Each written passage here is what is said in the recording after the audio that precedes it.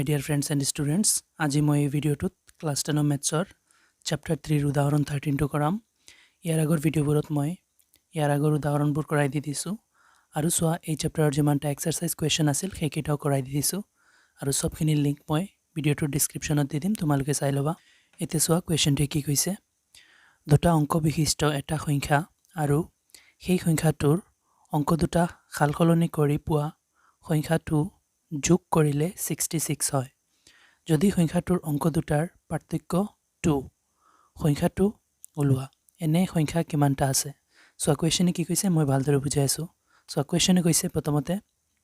এটা সংখ্যা আছে দুটা অংক বিশিষ্ট আৰু এই সংখ্যাটোৰ অংক দুটা খালকলনি কৰি পোৱা সংখ্যাটোৰ যোগফল হৈছে 66। তাৰ পিছত কৈছে যদি সংখ্যাটোৰ অংক দুটাৰ পাৰ্থক্য 2 হয় তেন্তে আমি সংখ্যাটো ওলাব লাগে আৰু এনে সংখ্যা কিমানটা আছে এইটো দিছে। এতিয়া কৰিলে আৰু ভালদৰে বুজিব পাৰিবা। এতিয়া সোৱা দুটা অংক বিশিষ্ট সংখ্যা ফৰ এক্সাম্পল ধৰি লোৱা 12 13 মানে 10 ৰ পৰা ষ্টাৰ্ট কৰি পেলাই 99 লৈকে হয়। তেনেহলে এনেকুৱা সংখ্যাত সোৱা ইয়াতে 1 আৰু 3, এই 1 টো সোৱা 1 এ 10 বুজাইছে আৰু এই 3 এ 3 বুজাইছে। মানে কি সোৱা 1 টো দহকৰ স্থানত আছে আৰু 3 টো এককৰ স্থানত আছে। এতিয়া এই কোৱেশ্চন মতে আমি নাজানো যে এককৰ স্থানত কি আছে আৰু দহকৰ স্থানত কি আছে, কিন্তু আমি জানো যে এটা সংখ্যা আছে দুটা অংক বিশিষ্ট। এতিয়া সব মই এটা কাম কৰিম, সোৱা দহকৰ স্থানত থকা সংখ্যাটোক মই x ধৰি লওঁ আৰু এককৰ স্থানত থকা সংখ্যাটোক মই y ধৰি লওঁ। এতিয়া সোৱা এই 13 যেন আছে, এই 13 ৰ 1 টো 10 বুজাইছে, তেনেহলে এইটো কেনেকুৱা 10 হ'ব যেতিয়া মই ইয়াৰ লগত 10 দি পূৰণ কৰিম। আৰু এই 3 যে আছে এই 3 টোৱে এককৰ স্থানত বুজাইছে, তেতিয়া এককৰ স্থানত হ'বলৈ হলে 1 দি পূৰণ কৰা হয়। সো এতিয়া 10 1 * 10 হয়, 3 1 * 3 হয়, 10 আৰু 3 মিলি পেলাই 13 হয়। ঠিক তেনেদৰে সোৱা x টো যদি দহকৰ স্থানত থাকে কিমান আমি নাজানো, 1 2 3 1 পৰা 9 লৈকে যিকোনো সংখ্যা হ'ব পাৰে। তেনেহলে দহকৰ স্থানত থাকিলে আমি 10 দি পূৰণ কৰিম আৰু এইটো এককৰ স্থানত থাকিলে 1 দি পূৰণ কৰিম। 10 * x 10x এই হ'ব, 1 * y y এই হৈ যাব আৰু এই দুটা প্লাস হ'ব। যেনেকুৱা ধৰি লোৱা 13ক মই দেখুৱাইছো 10 + 3,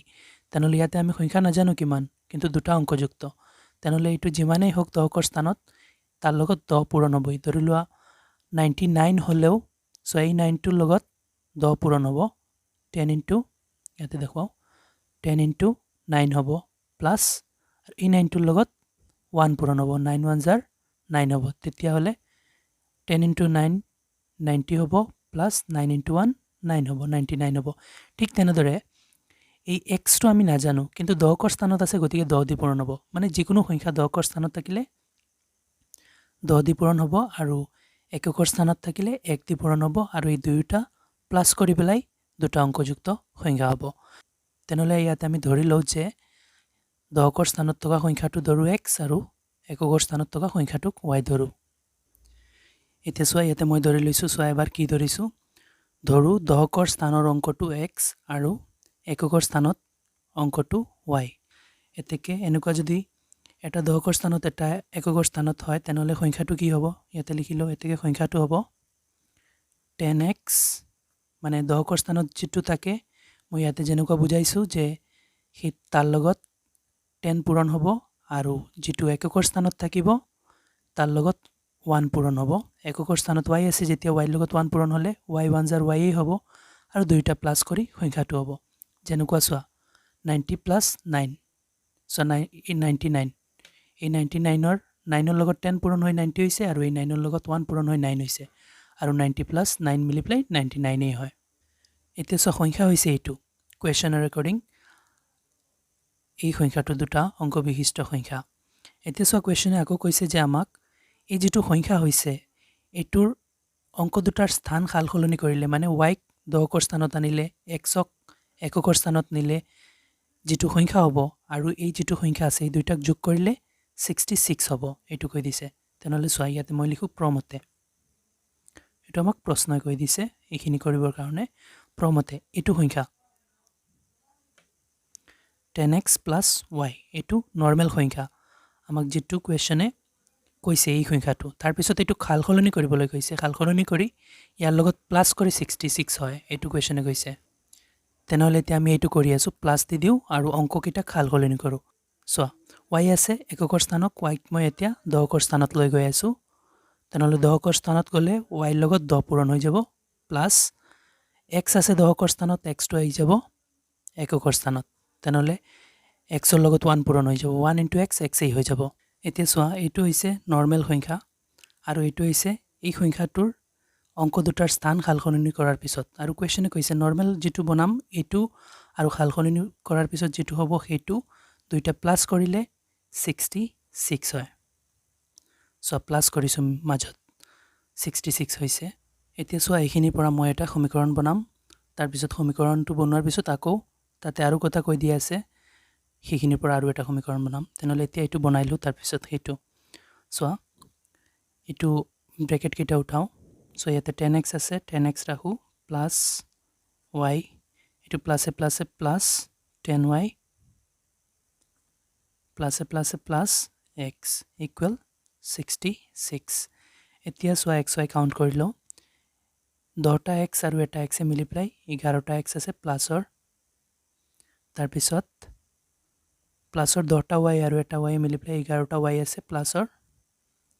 তাৰ পিছত সেই সেটত আছে 66 এতিয়া চোৱা দুইটা x ৰ লগতো 11 আছে y ৰ লগতো 11 আছে দুইটাত 11 আছে তেতিয়া মই 11 টো কমন লব পাৰিম তেনেহলে 11 কমন লৈ লৈছো তেনেহলে ইয়াৰ পৰা 11 ওলালে x থাকিব প্লাস ইয়াৰ পৰা 11 ওলাই গলে y থাকিব ইকুৱেল সেই সেটত আছে 66 এতিয়া চোৱা এটা কাম কৰো এই x + y ক ৰাখি দিও এই সেটত আৰু সেই সেটত 66 আছে আৰু 11 টো ইয়াতে পূৰণ হৈ আছিল সেই সেটত গলে হৰণ হ'ব এতিয়া 11 দি 66 ত চোৱা কেইবাৰ যায় 6 বাৰ যায় আমি জানো 6 11 66 হয় তেনেহলে এতিয়া বাকি থাকিছে কি x + y = 6 এটো প্ৰথম সমীকৰণ এতিয়া চোৱা ইয়াতে কোৱেশ্যনত আৰু এটা কথা কৈছে চোৱা যদি সংখ্যাটোৰ অংক দুটাৰ পাৰ্থক্য 2 তেনেহলে এই কথাখিনিৰ পৰা আৰু এটা সমীকৰণ হ'ব এতিয়া চোৱা কোৱেশ্যনে কৈছে যে অংক দুটাৰ পাৰ্থক্য 2 তেনেহলে অংক দুটা কি কি এটা হৈছে x এটা হৈছে y এতিয়া ইয়াতে এনেকুৱা কোৱা নাই যে দহকৰ স্থানত থকা অংকটোৰ পৰা এককৰ স্থানৰ অংকটো বাদ দিলে বা পাৰ্থক্য 2 এনেকুৱা কোৱা নাই তেনেহলে আমি এটো নাজানো যে x ৰ পৰা y মাইনাস কৰিলে 2 হ'ব নে y ৰ পৰা x মাইনাস কৰিলে 2 হ'ব তেনেহলে আমি দুইটা কন্ডিশনত বনাম চোৱা ইয়াতে লিখো এবাৰ চোৱা ইয়াতে কি লিখিছো আকৌ প্ৰমতে মানে আকৌ প্ৰশ্নমতে চোৱা x minus y equal 2 হ'ব পাৰে বা y minus x equal 2 হ'ব পাৰে কাৰণ ইয়াতে কোৱেশ্যনে আমাক মেনশন কৰি দিয়া নাই যে দহকৰ স্থানত থকা অংকটোৰ পৰা এককৰ স্থানত অংকটো বাদ দিলে 2 হয় নে এককৰ স্থানৰ পৰা দহকৰ স্থানটো বাদ দিলে 2 হয় সেই কাৰণে মই দুইটা লিখি দিছো এতিয়া এটা কাম কৰো মই এটা সমীকৰণ 2 দি দিও আনটো সমীকৰণ 3 বুলি দি দিও এতিয়া চোৱা এবাৰ মই এই সমীকৰণ 1 ক 2 লগত সলভ কৰিম এবাৰ সমীকৰণ 1 ক 3 লগত সলভ কৰিম এতিয়া চোৱা প্ৰথমতে সমীকৰণ 1 আৰু 2 ৰ পৰা x y ৰ ভ্যালু উলাও আৰু তাৰ পিছত সমীকৰণ 1 আৰু 3 ৰ পৰা আকৌ x y ৰ ভ্যালু উলাম সো সমীকৰণ 1 টো দুইটাৰ লগত হ'ব কাৰণ এটো এটা কথাৰ পৰা বনিছে আৰু এইটো এই দুইটা এটা কথাৰ পৰা বনিছে গতিকে এটোটো অকলে আৰু এই দুইটা মানে আমি কনফিউজনত আছো যে কোৱেশ্যনে কৈ দিছে যে আমাক অংক দুটাৰ পাৰ্থক্য 2 এতিয়া আমি নাজানো যে এটোৰ পৰা এটো মাইনাস কৰিলে 2 হ'ব নে এটোৰ পৰা এটো মাইনাস কৰিলে 2 হ'ব গতিকে আমি দুইটা লিখিছো গতিকে এইটোটো এটাই কথাৰ পৰা হৈছে গতিকে এইটোৰ লগত এইটো দি এবাৰ কৰিব লাগিব সেইটো দি এবাৰ তলনৰ প্ৰথমতে আমি 1 আৰু 2 দি কৰো কৰি পেলাই এটা সমাধান উলাম তাৰ পিছত 1 আৰু 3 দি আৰু এটা সমাধান উলাম সো এই সেটত 1 আৰু 2 ৰ পৰা কৰি আছো আৰু এটো মই অপনয়ন পদ্ধতিত কৰিম চোৱা অপনয়ন পদ্ধতিত সমীকৰণ মাইনাস কৰিব লাগে তেনেহলে কৰি আছো চোৱা ইয়াতে লিখি দিও সমীকৰণ 1 ৰ পৰা 2 মাইনাস কৰি পাও সো লিখি দিছো সমীকৰণ 1 - 2 সমীকৰণ 1 কি আছে x + y = 6 আৰু 2 আছে x - y = 2 এতেটো মাইনাস কৰি আছো চোৱা তলতে এটা মাইনাস থাকে এনেকুৱা সমীকৰণ যেতিয়া আমি মাইনাস কৰো তোমালোকে ভাবিবা যে তলতে এটা মাইনাস থাকি যায় এতিয়া আমি ক্যালকুলেট কৰো চোৱা এটো চোৱা ওপৰৰখিনি সেম থাকিব তলত চোৱা মাইনাস এটা আছে নহয় মই যে এতিয়া যে লিখিছো এতিয়া এটো চোৱা x2 হৈছে প্লাসৰ এই প্লাসে আৰু এতিয়া যে মই লিখিছো এই মাইনাসটোৱে মিলি পেলাই এটো ধৰি লোৱা প্লাস মাইনাস মাইনাস হৈ গৈছে তেনেহলে প্লাসৰ x আৰু এটো মাইনাস x কেনসেল হৈ গল মানে তলত তোমালোকে প্লাস থাকিলে ভাবিবা মাইনাসৰ আৰু মাইনাস থাকিলে প্লাসৰ কাৰণ চোৱা এটো প্লাস আছিল প্লাস x আছিল এতিয়া তলৰ মাইনাসটোৱে মিলি পেলাই এটো মাইনাস হৈ গৈছে এতিয়া এটো লৈ চোৱা ওপৰত প্লাস y মানে প্লাস y থাকিব তলত মাইনাস y সো মাইনাসৰ y তেনেহলে আৰু এটা তলত মাইনাস আছে এটো ধৰি লোৱা সূত্ৰৰ মাইনাস মাইনাস এটো প্লাস y হৈ গৈছে তেনেহলে ওপৰতো প্লাস y তলতো প্লাস y মিলি পেলাই দুটা প্লাসৰ y হৈ গল ইকুৱেল এতিয়া চোৱা এটো প্লাসৰ 2 তেনেহলে তলত মাইনাস আছে মাইনাসে প্লাস এটো মাইনাসৰ 2 হৈ গৈছে 6 ৰ পৰা 2 গলে থাকিব 4 এতিয়া মই y ৰাখি দিও সেই সাইডত 4 আছে আৰু y লগত 2 টো পূৰণ হৈ আছিল সেই সাইডত গলে হৰণ হ'ব এতিয়া 2 দি 4 ক ডিভাইড কৰিলে 2 থাকিব মানে 2 4 2 বাৰ গৈছে y ইকুৱেল ওলাই গৈছে 2 এতিয়া চোৱা এটো হৈছে সমীকৰণ 1 আৰু এটো 2 এতিয়া y ৰ মান পাই লৈছো এই y ৰ মানটো মই এই দুইটা সমীকৰণৰ যিকোনো এটাত বহুৱাই দিলে তো আমাৰ x ৰ মান ওলাই যাব তেনেহলে মই বহুৱাই আছো চোৱা সমীকৰণ এই 2 টোত নি বহুৱাই দিও y ৰ ভ্যালুটো নহলে ইয়াতে লিখি দিও y ৰ মান সমীকৰণ 2ত বহুৱাই পাও চোৱা লিখি দিছো y ৰ মান সমীকৰণ 2ত বহুৱাই পাও তেনেহলে সমীকৰণ 2 টোক মই এবাৰ লিখি দিও x - y = 2 এই সমীকৰণ 2 টো ইয়াতে মই y ৰ ভ্যালু বহুৱাই দিলে x ৰ ভ্যালু ওলাই যাব চোৱা x - y ৰ ভ্যালু কিমান পাইছো 2 পাইছো ইকুৱেল হিচাপত 2 আছে এতিয়া এটা কাম কৰো মই x টো ৰাখো কাৰণ x ৰ ভ্যালু লাগে আৰু হিচাপত 2 আছে অলৰেডি আৰু এই -2 টো হিচাপত গলে +2 হৈ যাব এতিয়া x ইকুৱেল কিমান হল 2 + 2 4 এতিয়া চোৱা তোমালোকে x ৰ ভ্যালু 4 ওলাইছে y ৰ ভ্যালু 2 ওলাইছে এতিয়া যদি x - y ইকুৱেল আমি 2 ধৰো তেনেহলে এটো সমাধান ওলায় আৰু এটো যদি সমাধান ওলায় তেনেহলে সংখ্যাটো কি হ'ব 42 হ'ব কাৰণ চোৱা ওপৰত চাই লোৱা তোমালোকে x ক মই দশকৰ স্থানৰ সংখ্যা ধৰিছো আৰু y ক মই এককৰ স্থানৰ সংখ্যা ধৰিছো তেনেহলে মই ইয়াতে এবাৰ লিখি দিও যদি x - y ইকুৱেল 2 আমি পাৰ্থক্য ধৰো তেনেহলে তেন্তে অংকটো হ'ব 42 ইয়াতে এবাৰ লিখি দিও অংকটো হ'ব অংক নহয় সৰি সংখ্যাটো হ'ব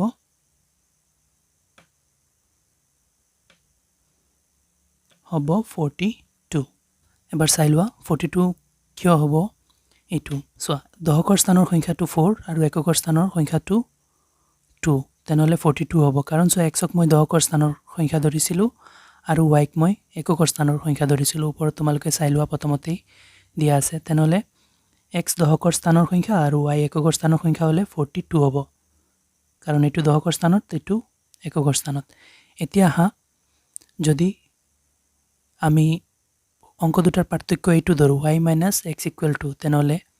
এককৰ স্থানৰ সংখ্যা আৰু দশকৰ স্থানৰ সংখ্যা কি হয় আৰু সংখ্যাটো কি হয় চাই লও সো এটো চাবলৈ সমীকৰণ 1 - 3 কৰিব লাগিব আগৰটোত মই এটো সমীকৰণ দি কৰিবলৈ মই 1 - 2 কৰিছো এতিয়া এটো সমীকৰণ দি কৰিবলৈ হলে সমীকৰণ 1 - 3 কৰিব লাগিব তনৰ সমীকৰণ 1 কোনটো এটোই ওপৰত চাই লোৱা x +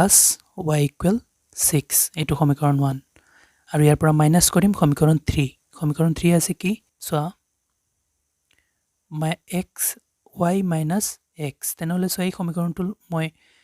অপনয়ন পদ্ধতিত সমাধান কৰি আছো সেই কাৰণে চোৱা x ৰ তলত x বহুৱাম y ৰ তলত y বহুৱাম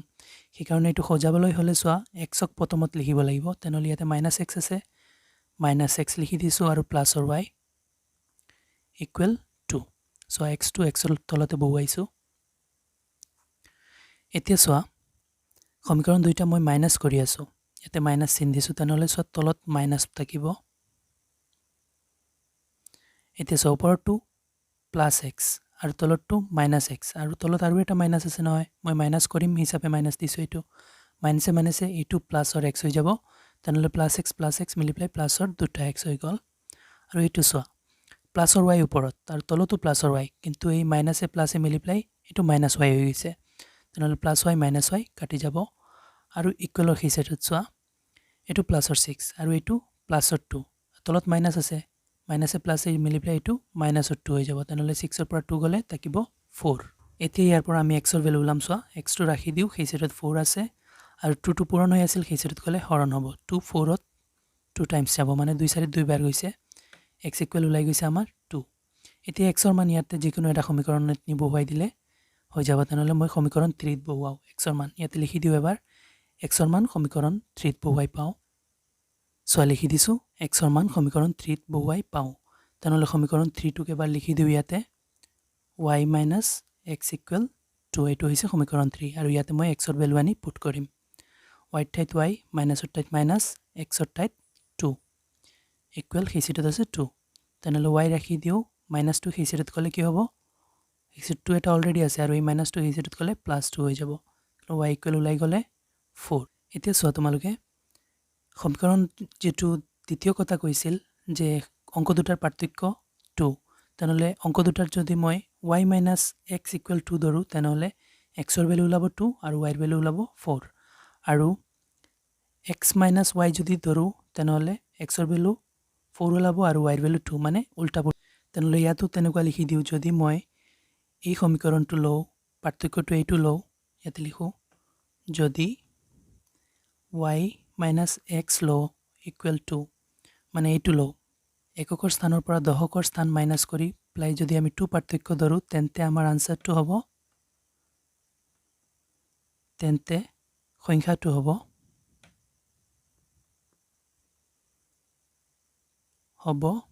চোৱা দশকৰ স্থানত থকা সংখ্যাটো x ধৰিছো ওপৰত চোৱা তেনেহ'লে দশকৰ স্থানৰ সংখ্যা x এতিয়া 2 ওলাইছে যেতিয়া 2 হ'ব আৰু এককৰ স্থানৰ সংখ্যাটোক আমি y ধৰিছিলো y এতিয়া 4 হৈছে যেতিয়া 4 হ'ব মানে চোৱা পাৰ্থক্য যদি আমি এইটো ধৰো তেনেহ'লে আনসাৰ ওলাব আমাৰ 24 আৰু পাৰ্থক্য যদি আমি এইটো ধৰো তেনেহ'লে আনসাৰ ওলাব আমাৰ 42 তেনেহ'লে চোৱা ইয়াতে আমাৰ সমাধান হৈ গৈছে এটোত আমাৰ কনফিউজন আছিল সেই কাৰণে আমি দুটা ধৰিছো এনেকুৱা নহয় যে মোৰে কনফিউজন মানে কোৱেশ্চনটো সমাধানটো কিতাপতো এনেকুৱা দিয়া আছে চোৱা সমাধান হৈ গৈছে এতিয়া আকৌ এটা লাষ্টে আৰু এটা কথা কৈছে চোৱা কোৱেশ্চনটো এবাৰ তোমালোকে চাই লোৱা চোৱা ইয়াতে কোৱেশ্চনে কৈছে এনে সংখ্যা কিমানটা আছে এতিয়া এইটোৰ আনসাৰ কৰিব লাগে এনে সংখ্যা কিমানটা আছে দুটা আছে কাৰণ আমাৰ দুটাই ওলাইছে চোৱা ইয়াতে লাষ্ট পাৰ্টৰ আনসাৰটো লিখো এতিয়া কম যেন এনে সংখ্যা দুটা আছে চোৱা এনে সংখ্যা দুটা আছে কি কি এটা হ'ব 42 আৰু আনটো হ'ব 24 এতিয়া চোৱা ইয়াতে উদাহৰণ 13 টো সমাধান কমপ্লিট হৈ গৈছে আৰু আশা কৰো তোমালোকে ভালদৰে বুজিব পাৰিছা আৰু বুজাত কোনো অসুবিধা হলে মোক কমেন্টত জনাবা ভিডিওটো ভাল লাগিলে লাইক এণ্ড শেয়াৰ কৰি লবা চেনেলটো সাবস্ক্ৰাইব কৰি দিবা থ্যাংক ইউ